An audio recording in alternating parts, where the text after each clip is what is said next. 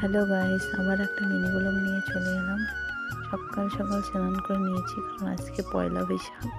তার জন্য এখন পুজোর কাজ করব, পুজো দিয়ে দেবো ঠাকুরকে সকাল সকাল। দেখো আমার মেয়ে নতুন জামা পরে রেডি, সকাল সকাল স্নান করে। তোমাদের দাদাভাই মাংস নিয়ে আসে, ওগুলো পরিষ্কার করতেছে বসে বসে।